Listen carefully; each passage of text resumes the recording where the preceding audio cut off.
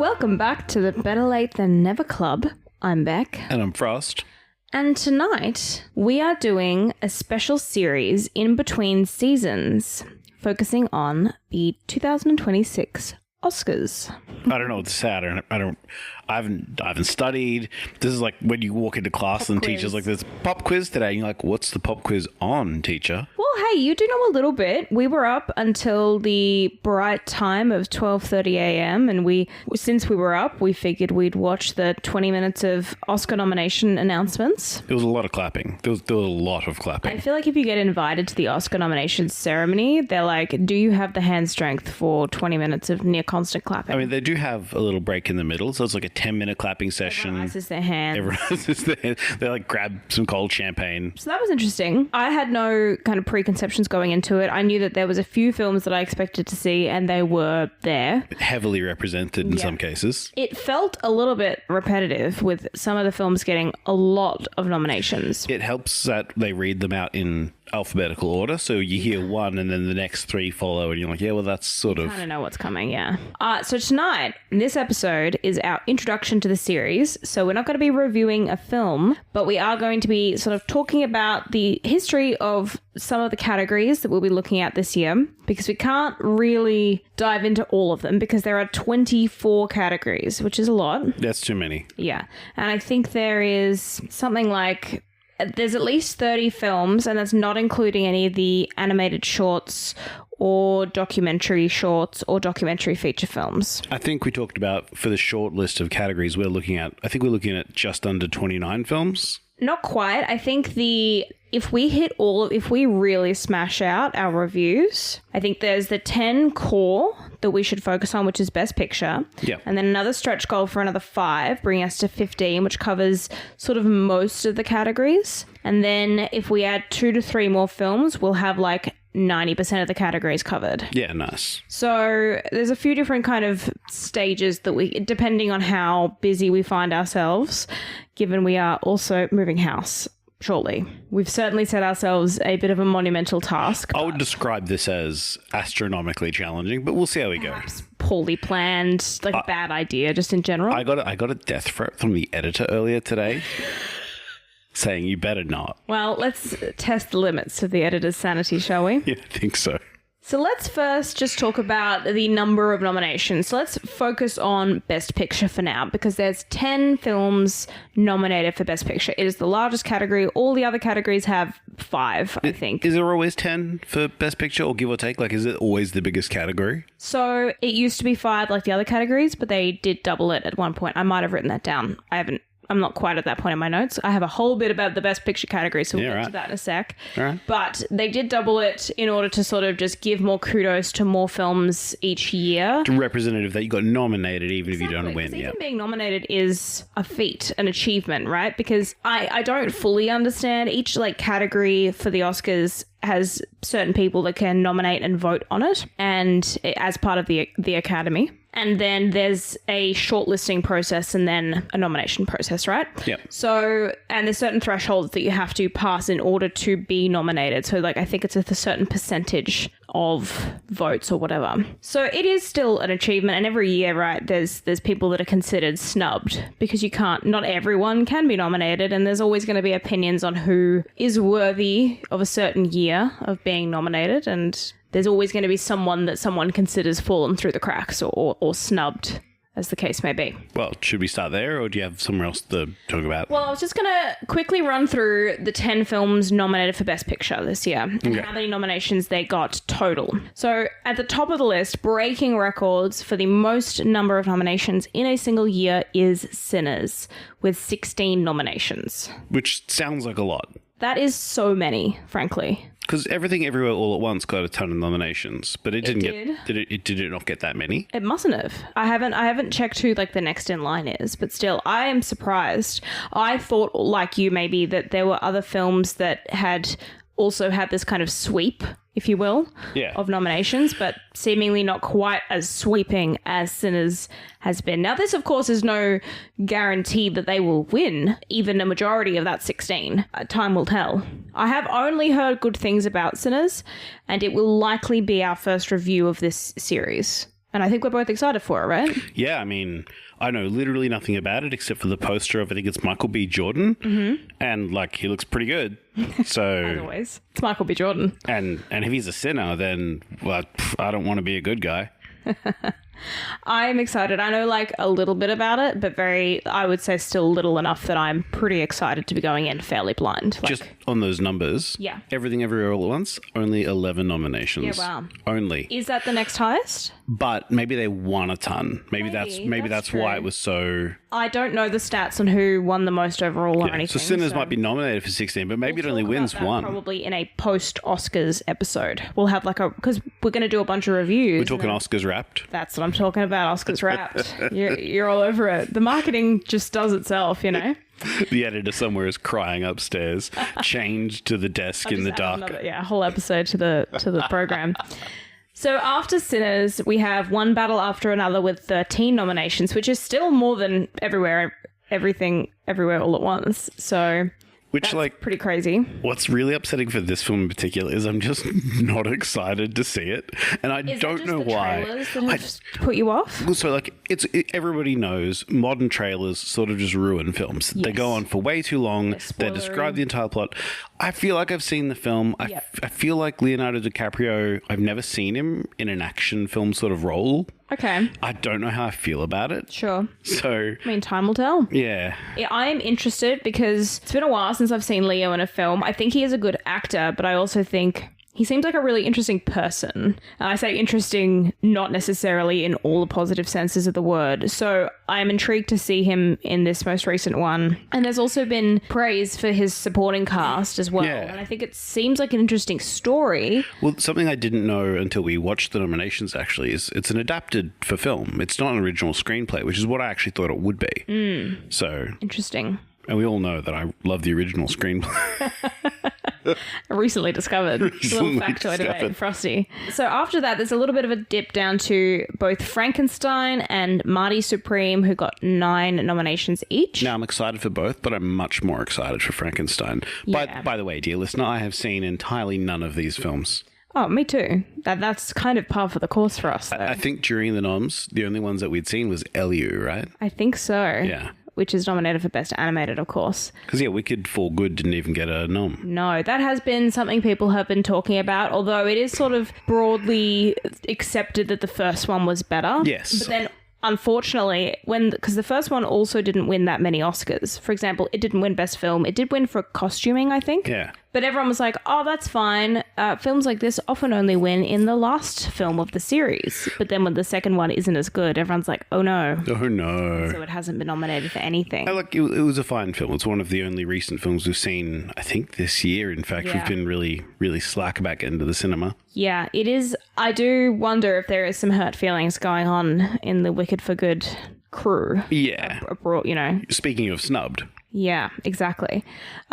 Just on that, I haven't done a whole lot of deep diving. Obviously, in terms of snubs, everyone has a different opinion, right? Yeah. But some key ones that have popped up is Paul Mescal didn't get a nomination for either Best Supporting or Best Actor for Hamnet, which I haven't seen, but he plays a pretty important role in that. I think I saw or heard a headline actually specifically about that, is that people were confused about whether he would be supporting or leading. Well, that's the thing about, I think it's one of those things where the decision for that is made by the production company. It's like who they put them up for. Didn't know In that. fact, there's a little bit of phenomenon that I was learning about on the Oscars wiki, which is about if there's 2 actors in a film, right? And they have they're kind of both main actors, right? And both the same gender, so both men, both women, then there's this thing called category fraud. It's kind of, jokingly called that, where one of them will be nominated for main actor, the other for supporting actor, so they're not in each other's competition. Yeah. Yeah. So yeah, it's a little bit looked down upon, I think, but it does happen. And then there's also the kind of other thing that happens where there'll be a bigger name actor or actress who, even if they don't have as much screen time, they'll still get the actor or actress nom, like best, and then the lesser known but maybe even more impactful actor or actress will get the supporting nom. So it's, it's a little bit of a whatever. Yeah, that is. Yeah, I mean, but that's like Academy politics, right? Like, Yeah, of course. and I don't really feel like we're qualified to talk about that. Not even in the slightest. Anyway, sorry, I interrupted your run through of the nominations. So we next have Sentimental Value, which we've written down as 8.5 noms, which I think is because there's 2 supporting actresses both nominated for Sentimental Value. Yeah. So they're kind of the same category, but same film. Then we have Hamnet with 8. Then we have 4 films with 4 noms each, which is F1, Begonia, The Secret Agent, and Train Dreams. Sentimental Value is... sorry, I just thought I'd quickly pass my judgment and commentary on each one as we went past it. Sure. And my brain didn't operate as quickly as your reading did. But back to Sentimental Value. So on Sentimental Value, do you know anything about that film? Not in the the only thing I know that Stellan Skarsgård is in it. Is Stellan Skarsgård the guy from Andor? Yes. Yeah, I think... The old guy. Yeah. So I'm excited to see that just for him. Yeah, he's pretty great. Yep. And I think he's nominated for that, in fact. As he should be. I did see a reel somewhere with him and his son, Alexander Skarsgård, and I think they were both like vying for nominations to the Oscars. Yeah. And they're like, normally we're very supportive of each other, but this year we're out for blood. The Skarsgårds seemingly have really good senses of humor. Yeah. It was very dry. They're all like talented and tall and European. It's very funny. Disgusting. Yeah. Couldn't be me. Although, can you imagine being born into that family? The pressure. Yeah. So yeah, that rounds out our 10 films that are nominated for Best Picture. Well, you're racing ahead again. What are your feelings about any of those ones that have 4 noms? Just I don't really have any. All I know, I've seen there's a couple of other film reviewer type influencers that I loosely follow, right? And their thoughts on F1, for example, is that it's not really of the same caliber necessarily of film as the others in Best Picture, but it is like very well loved by like audiences, and by the people, like the intended audience. So are we talking maybe it's not an Academy film, but maybe it's like a film for the people? Is that what we're talking about? I guess. Yeah. I mean, I haven't. Because seen I am excited. Brad Pitt in it. I am excited for F1. Yeah. I don't mind a bit of Brad Pitt. I think Brad Pitt. Ford versus Ferrari. Yeah. And that's another car film. So, I like the sound of big cargo zoom in cinema. Can't go wrong. And it is nominated, I think, for sound design. I think so too. Well, it's nominated for 4 things, so it's got to be something. That's somewhere. Back to Hamnet for a second. I haven't actually seen Paul Mescal in anything, but I think he's one of those kind of younger but semi-serious actors that could have quite the career ahead of him potentially. So I'm interested to actually see him on screen. That's a period piece, right? Yeah, it's a Shakespeare. Is it like we've got Hamlet at home? No. It's more about Shakespeare's life. Oh, okay. Because he had a son called Hamnet. Oh, didn't know that. I didn't know that. I think if I've gotten that wrong, I don't know. We haven't seen the film. What are they going to do? Yeah, but like I feel like that's something I should know, just in general. Begonia, I am pretty interested in. I feel like I know a little bit too much about it just because of like internet since it came out. Another actor that is considered to have been snubbed is supporting actor Jesse Plemons for Begonia. I don't know that name. You would know his face, I think. He's been in some things that we've seen, I think. Been in stuff, been around. Yeah. Has a face. Yeah. I'm not even going to try and remember because it feels like a losing battle to describe someone to you. Is it Emma Thompson? No, Emma Stone. Emma Stone. Is Begonia. Yeah. Is in the Begonia. She is nominated. Yeah. So that is, I'm excited for it, but like, again, it is a little bit less excitement because I think I know a little bit too much about the plot from online stuff. And I know literally nothing about The Secret Agent or Train Dreams. Now, Secret Agent is an international film. Yes. Is Train Dreams? Possibly. All I know about The Secret Agent is that the guy on the poster has his shirt undone a lot of the way, and I feel like he's really living up to the idea of what a secret agent should look like. Right. Yeah. So if he's not the secret agent, I'm actually really upset. Dreams shattered. Yeah. And speaking of dreams shattered, do you know anything about Train Dreams? Literally nothing. I think my favorite thing that I know about Train Dreams is only that it's nominated for like best song or whatever. And the song is also called Train Dreams. And so the nomination was Train Dreams with Train Dreams. And I just thought that was great. So Train Dreams is nominated for cinematography, adapted screenplay, and best original song, like you said. Yeah, that's what I said, yeah. Yeah. Well, it's not international, is what I was confirming Okay. for you. Sorry, I have to switch between my Google Sheets and my Google Docs. There's a lot of documentation going on here, folks. There's administration is under pressure. Yeah. The research was hectic. So that represents the main 10 movies that we will be tackling first, and we will probably be trying to do our reviews in nomination order. So we'll probably start with Sinners. Yeah. And then if we somehow get through those 10 films and feel like we can stretch ourselves even further, we'll be moving into the next lot, which includes Blue Moon with 2 noms. It Was Just an Accident, also 2. Sirat with 2. The Voice of Hind Rajab with 1. And Weapons with 1. Yeah. And then potentially a few more, but I'm not even going to name them because the likelihood that we will Yeah. get to them is If we get to pretty Weapons low. and we still feel like watching another 5 films, then We'll let you know. yeah, you'll be the first to hear about it, dear listener, and the editor will be the last to hear about it because he doesn't want to hear about it. He'll be black bagged and brought to the editing bay. of those films, the one I'm most interested in obviously is Weapons, because we talked about that a little bit on the night of the noms. Sure. Because I saw a lot of advertising for that. I really wanted to see it. I heard really good things about it, and I guess there is a bit of a stigma against horror films getting Oscar nominations. So I feel like we should give it a go. Just because it didn't get its nominations up like Sinners, Sure. because it's in the stigma genre. I mean, Sinners is meant to have some spooky, ooky bits in it. It's not quite... I'm not sure if it's classified as full horror, but it's at least a thriller. I mean, No, it's listed as horror action oh, really? on Google, and you know how I trust Google. Well, I So that's also pretty crazy. I knew nothing about Sinners. I don't know. I had Weapons heavily advertised to me, so I don't know how that comes out of the woodwork. But Racism. I agree. I'm most excited for... Well, I guess I'm not really agreeing because you said Weapons, but Sinners has been like... I've heard so many good things. Like, I also heard good things about Weapons, but like everyone's like Sinners is amazing. Like really, really good. the movie that we're not watching, that isn't even on the list, it's not even in the top 15. It's on the list that the editor doesn't want to know about. It's on like the seaside list, which is Zootopia 2. Yeah. Like that's a dark horse that I didn't think I'd really want to see, but recently a friend extolled the virtues of Zootopia 2, and everyone was like, "Oh no, if you haven't seen it, you've got to see it." We'll use it as a palate cleanser. Yeah, maybe a palate cleanser. Maybe it's something that we find and If we watch a movie that we really don't like, we like follow it up with Zootopia 2. yeah, just to really sort it out. Yeah. Well, because that's the thing, right?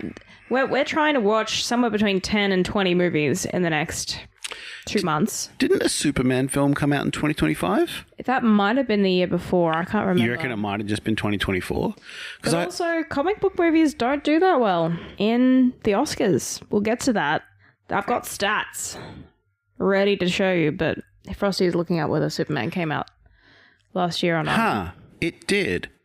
So, because I'd 0 also nominations. I'd also heard that Superman Was really good. was really, really good and warranted a watch. It was, in fact, trend-breakingly good for a DC film, because DC have, they've had some hits and a lot of misses, Yeah. right? Especially in their DC Universe superhero films. Sure. Not looking at all of the subsequent Wonder Woman films, but Side-eyeing. for example, if we're going to pick any of them, Wonder Woman 1986, whatever it was. Hat where all the slips say Wonder Woman. Yeah. Yeah. Those were upsetting. But this was apparently really good, and I am really surprised it didn't even get a single nomination. Yeah, I mean, I also didn't see it mentioned in anyone's predictions, though. So it's not like, and I haven't seen it been listed as a snub either. So it's, I don't know. I think just some films don't register in the same way for Oscars. And I think that's partly why the Oscars, like some people, it's like taken with so much grains of salt. Right? Yeah. Because it's like, at the end of the day, it's the opinion of a group called the Academy, which sounds elitist as hell. Honestly, this was like Fallout 4. Like, the Academy are probably the bad guys. Yeah, exactly. So at the end of the day, it's the opinions of some people and something, movies get called Oscar bait, right? Yeah. for a reason, is because it feels like sometimes a movie is really, and the thing is you can campaign for it. That's the thing. You can put money into trying to get your film nominated. There was a couple of controversies I was reading about. I haven't written them down, so I'm probably going to mess up the facts. But I think it was Saving Private Ryan and something else, which is ruining this story. But Saving Private Ryan lost, I think. Okay, hang on. Now I have to look it up. So there was a controversy that I read about kind of regarding this, the politics of the Oscars. Back in 1999, Saving Private Ryan lost the Best Picture award to the rom-com Shakespeare in Love. And it's considered one of the most controversial situations in Oscar history because it won Best Director, as in Saving Private Ryan did. Yep. And it was a huge success, critically acclaimed, great movie, and it lost. And it was basically attributed to an aggressive campaign by Miramax, the company that made Shakespeare in Love, and some kind of preference for the lighter content of Shakespeare in Love over the war film that was Saving Private Ryan. Yeah. But the campaigning of it all is a very real thing, right? Like, if you have either controversial or influential people on one or either side, that could impact how many nominations or what wins, in the end of the day. Yeah. And I think there's basically no way to avoid that entirely because humans are fallible, right? And they have preference that you cannot be fully impartial just at all, ever. Yeah, I mean, we've all got our quirks of what we like and prefer. I've heard of Shakespeare in Love, haven't seen it. We should do it for the pod.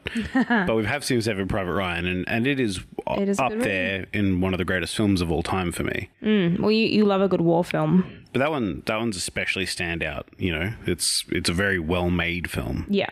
So that's an example of that kind of thing. Now, for the rest of this intro ep, I have looked into a few of the key categories that we'll be covering, especially if we do that top 10, as in the Best Picture noms. Yeah. We will be watching all of the films in these categories. So I thought I'd just talk a little bit about them, the history of them, and maybe some films that we've seen that have won these awards, and just to kind of prime us for what to think about. Films that we've seen. I know. Pull crazy. the other one. So let's talk about some specific Oscars categories. These are the categories that we will be covering with the 10 films that are nominated for Best Picture. They're also all of the films nominated in these categories. And they are as follows. So Best Picture, Cinematography, Directing, Production Design, Original Score, Editing, Casting, and Adapted Screenplay. So let's start with the kind of big deal one, Best Picture. Yeah. So Best Picture, as the name might suggest, is kind of the golden award of the night. It's the one everyone wants. It's the biggest award. It's the one given right at the end. Exactly. And it is an OG award, as in it existed from the very beginning of the Oscars. Yeah. Not every award did, of course, because there's been ones that were made and since defunct. I mean, this is the only award this one, Best Leading Actor and Best Leading Actress are probably the only ones that and Best Director would be the only ones that I would have considered as like the main awards. Sure. And I think they do usually come near the end for that reason. Yeah. They feel like they come with the biggest gravitas. Yeah, yeah. All Oscars matter.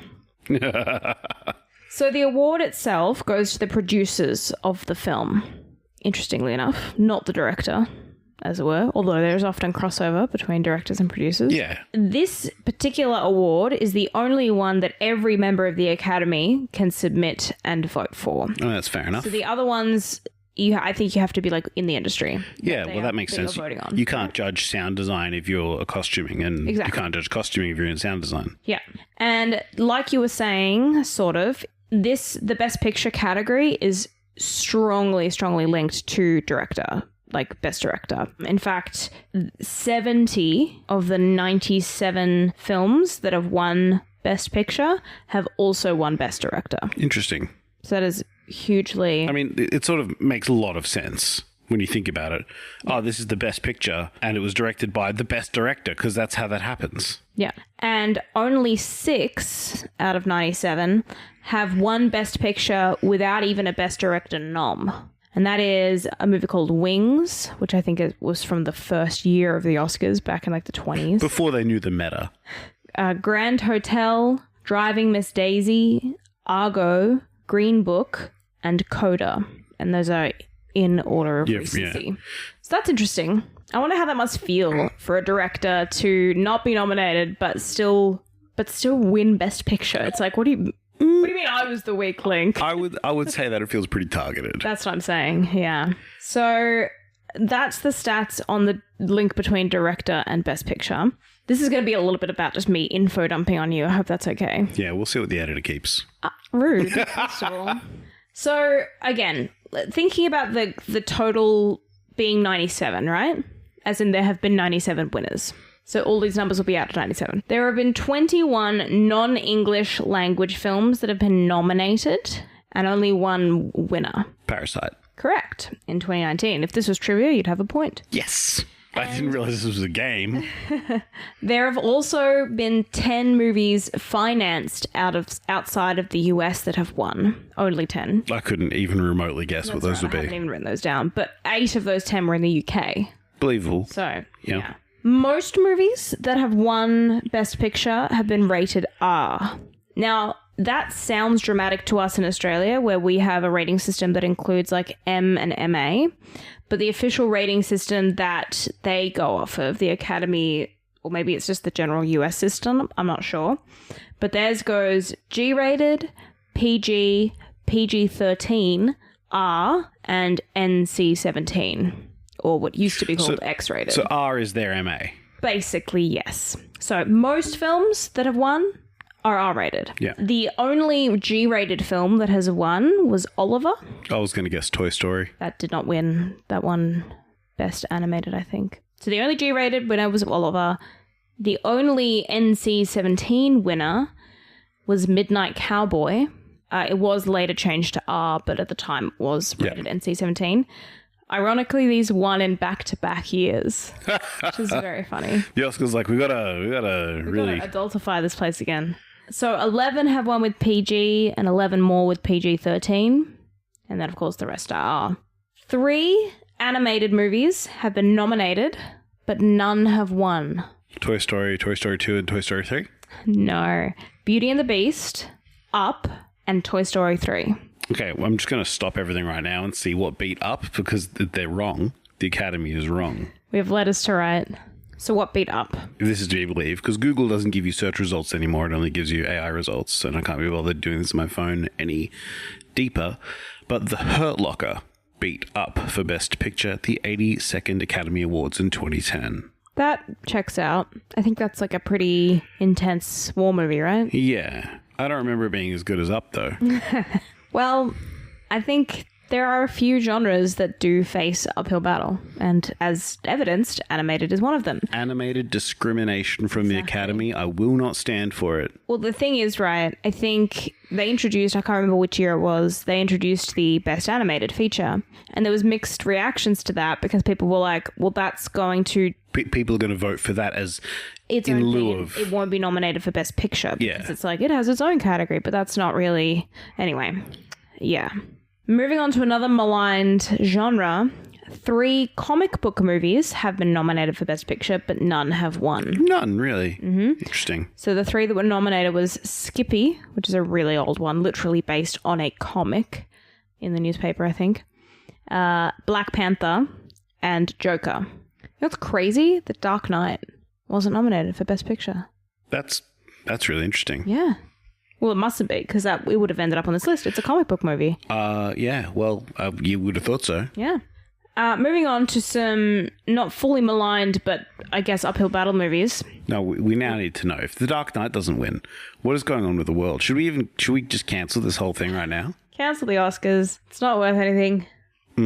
Gee, that was a tough year. This is the year before Up, so the Academy is just all over the shop in 2009, 2010. So in 2009, The Dark Knight was not actually nominated for Best Picture. And That's what I said. that's considered the major snub. Yeah. But Slumdog Millionaire won that year. Yeah, That's okay. a fine film. It's no The Dark Knight. I think Christopher Nolan must have been furious.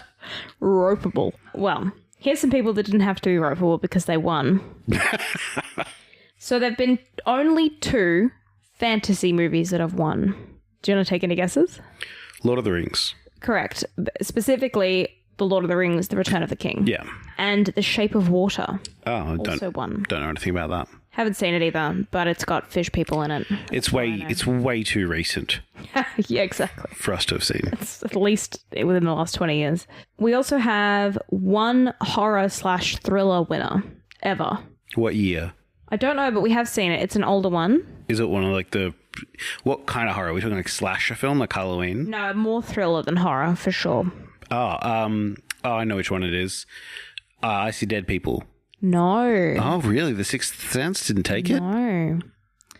This is older than that, I think. Just give it to me. The Silence of the Lambs. Oh, yeah, fair enough. Yeah, I mean, that's got old mate in it. exactly. What's his name? Albert? No. With the face. Yeah, if you give me a second. He plays Odin. Cease and desist. No, absolutely will My not. brain doesn't work that way. Anthony Hopkins. Yeah, you got there first. If I distract you with stuff to keep your brain filled with junk, I can get there first. Foul in the play, frankly. Look, it is, but you've got to know there's like 10 actors' names that I know, and I've got to get. Anthony Hopkins was in that bank. Yeah, Anthony Hopkins is one of the few. I think Anthony Hopkins is like floating around number 9 or 10, which is why it's so instant. Sometimes gets knocked off and replaced with someone else briefly. Exactly. So if I know that I can get to Anthony Hopkins before you can, I've got to let the people know that I know at least one actor's name. Now, identify 10 photos of him. That's not fair. Okay. We've had one sci-fi winner, and it's recent. And to be fair, this film, I think, counts in about every genre. The Edge of Tomorrow. Everything, everywhere, all at once. Oh, come on. That's barely sci-fi. But it does have Like it is. sci-fi elements. It's sci-fi. That's why I said it's kind of every... It's everything everywhere all at once. Exactly. So, but that's crazy. That's the one sci-fi winner, right? I mean, sci-fi movies are rarely that good. I guess. They usually have some sort of, naff thing going on. Yeah, I suppose so. People love sci-fi because of what you can do with the imagination. We love fantasy and sci-fi for different reasons. We love sci-fi because of like all of the opportunities and things that could be. We love fantasy for all the things that can't be. Oh. Okay, sure. We're going to move on. There have been 2 sequels that have won Best Picture. We already know one of them, of course. Return Lord of of the the Rings, King. Return of the King, and The Godfather Part 2. Now, we watched The Godfather. Yes, we haven't seen Part 2. I haven't. No, I don't think we have. No. Interestingly enough, both those films are part of trilogies, and both trilogies had all 3 films nominated for Best Picture, Yeah. and The Godfather won 2 out of those 3. Interesting. So the first one and the second one both got Best Picture. I mean, yeah.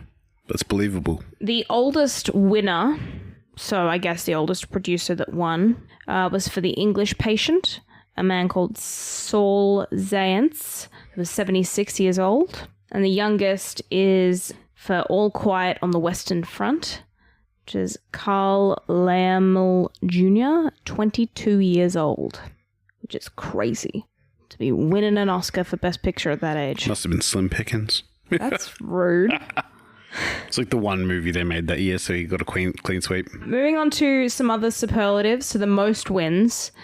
We have a tie, actually, with, again, Saul Zaentz. So he has won Best Picture 3 times. We've got One Flew Over the Cuckoo's Nest, Amadeus, and, of course, The English Patient.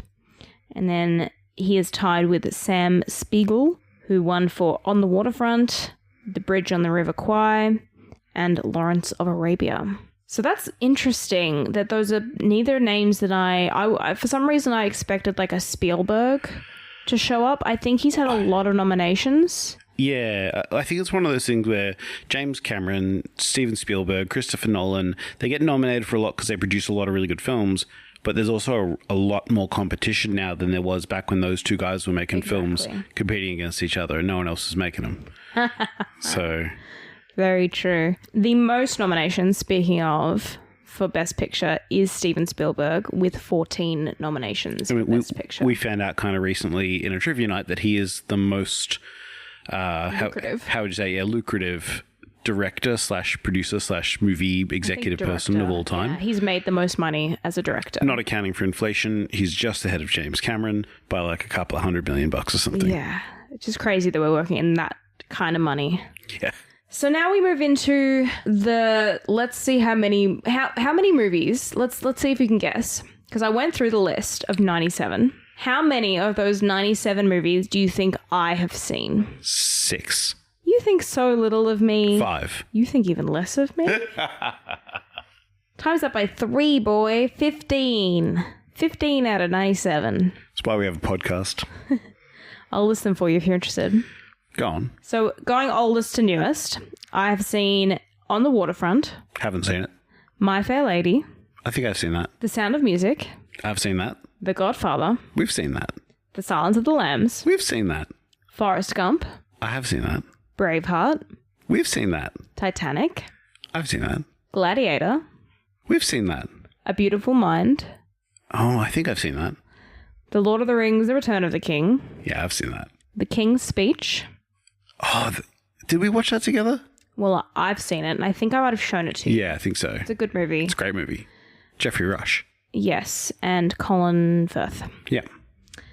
Argo, Haven't seen it. Everything Everywhere All at Once, Pretty sure I've seen it. and Oppenheimer. Good film. Good film.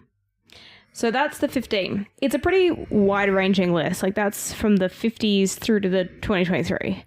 And I've seen 15. I feel like that's not too bad, you know? But I'm hoping to bump those numbers up in the coming year.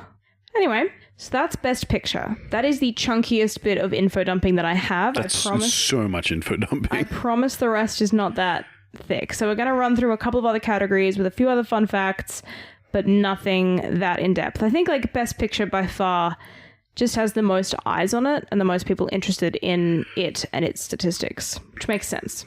So let's quickly talk about cinematography, also an OG category. I made a short list of films that won Best Cinematography but didn't win Best Picture that I have seen in recent-ish years, just to get an idea of what might win in cinematography but doesn't quite meet the threshold of Best Picture. Yeah. So we've got The Fellowship of the Ring, Avatar, Inception, The Revenant, and Gravity. It's really interesting. All of those films I think of as really, really wonderful, sweeping, beautiful. Right. Some of them I'm like, no, they must have had a really good competitor for Best Picture. Best Picture. Yeah. But it is interesting. They're like big epics, right? With huge shots. So Yeah. It makes sense in a way that they win for cinematography, even if they do get pipped at the post for Best Picture, right? Yeah. Another OG category, of course, is Best Director, which, as we've already discussed, strongly linked to Best Picture. So let's talk about some other stats for directors. Of the 260 individuals that have been nominated over the years for Best Director, only 9 have been women. Oh, that's a sad stat, isn't it? And 3 women have won. So let's bump those numbers up, folks. The most wins in total is a guy called John Ford with 4 wins. Again, these are older movies, which are The Informer, The Grapes of Wrath, How Green Was My Valley, and The Quiet Man. It must have been really dry years. I haven't even heard of any of those films. You've never heard of The Grapes of Wrath? It's a book that I've heard of, not the film. Yeah, it's called an adapted screenplay, my guy. We'll get to that. The low-hanging Grapes of Wrath? Is that the... Burn.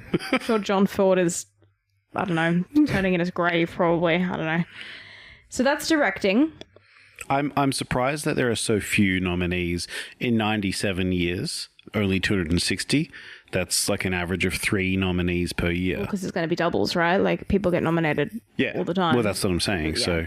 So another OG one is production design, which is, of course, how good things looked, you know, sets and stuff. Yeah. The physical nature of a film. Yeah, we've seen films with bad sets. Oh, yeah. Oh, yeah. So I've just got the most wins, which is a guy called Cedric Gibbons, who won all his awards between the years of the 1920s and 1950s. But he won 11 times. He was the guy. If you wanted a set, Yeah. he was the guy. He got nominated 39 times, just to be clear. So he still holds the record for most nominations and most wins. That's pretty crazy. Some recent winners that I've seen for production design include Wicked, Black Panther, Mad Max Fury Road, Grand Budapest Hotel, and Avatar. Yeah.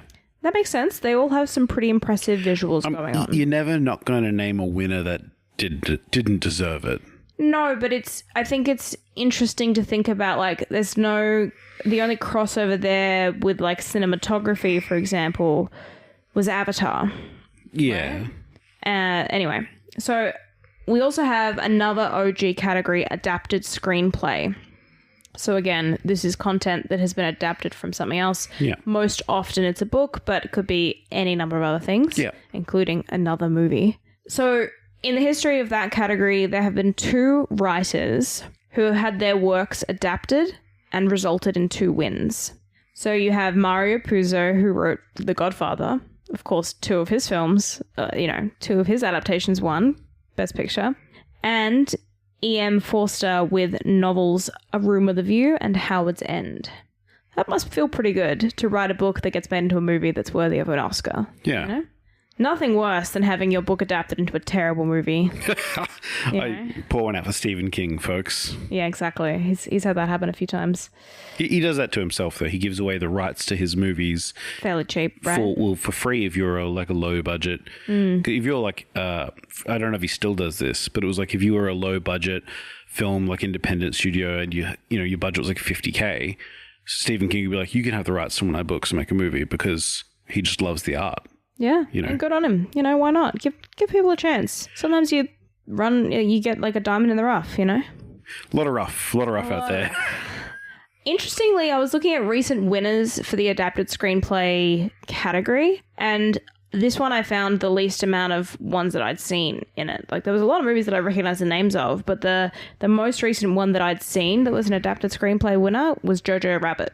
That's an adapted screenplay? A novel called Caging Skies. There you go. I have a couple of other categories real quick to chat about. We've got original score, which was added a little bit later, not too much later from the original Oscars, but it was not an OG category.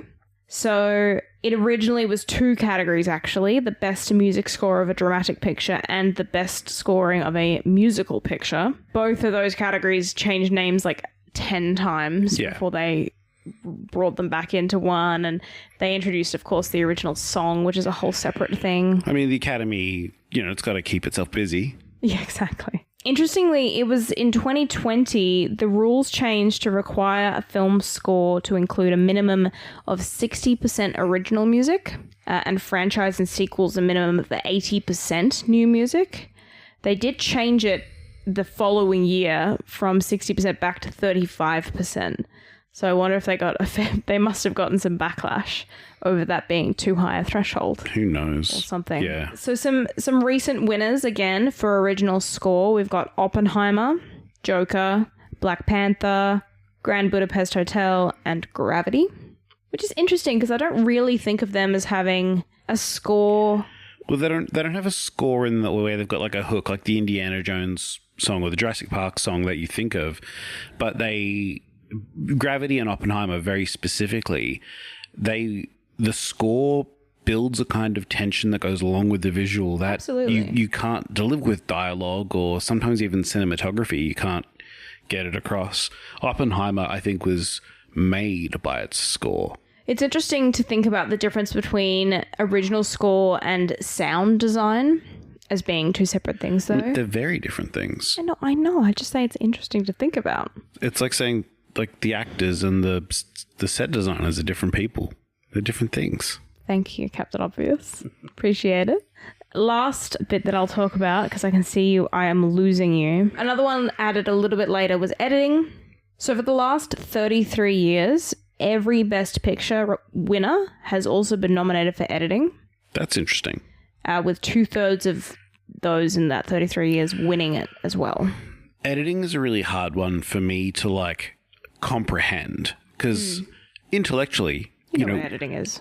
I know what editing is. How do you judge whether or not it was the editing that made the film or the director and the producers just got cinematography? What I meant to say is whether the directors or producers just got the right shots and it didn't need any editing. That's what I mean, right? Like, yeah. I obviously I know next to nothing about film editing. Right. So I'm really interested to know how they make the distinction of what is editing and what is production and direction. It is true. I don't know. We might do a bit more information when we're talking about it, maybe when we're looking at it, but I don't know. Yeah. I like you said, yeah, it is a bit of a...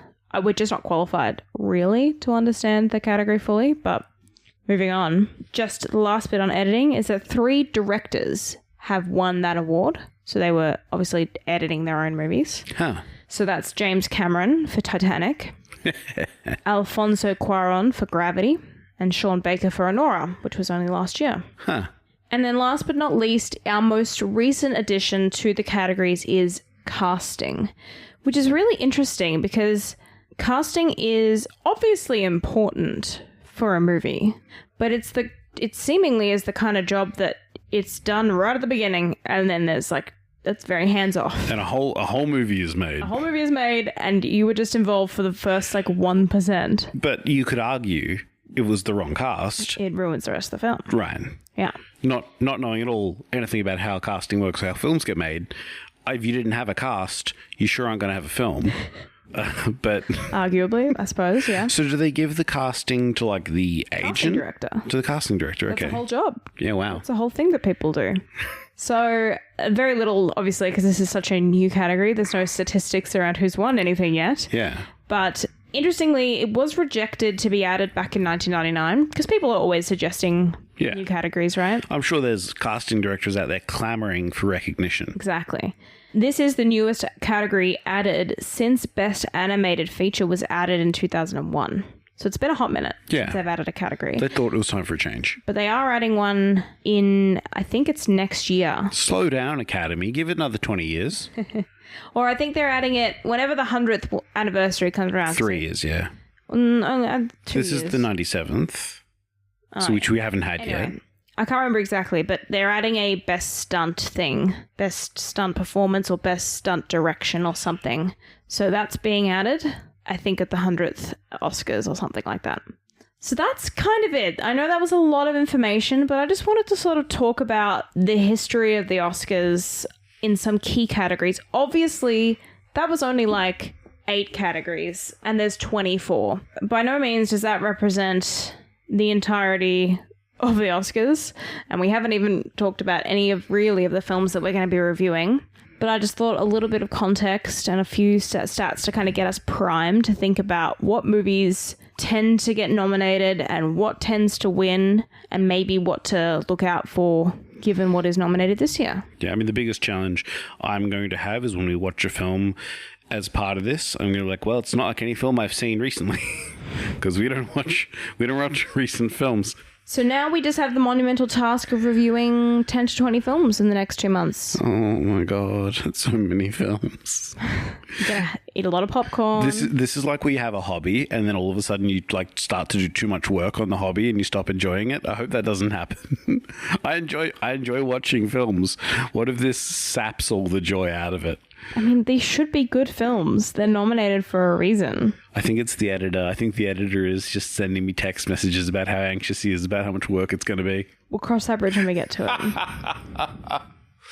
it.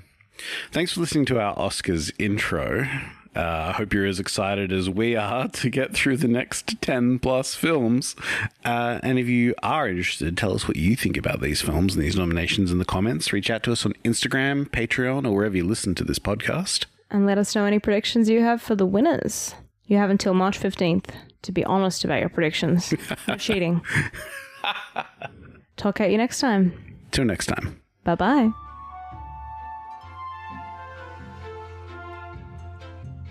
This episode of the Better Late Than Never Club is brought to you by our patrons: Alex, Christopher, Lindy, Matthew, Nathan, and Rachel.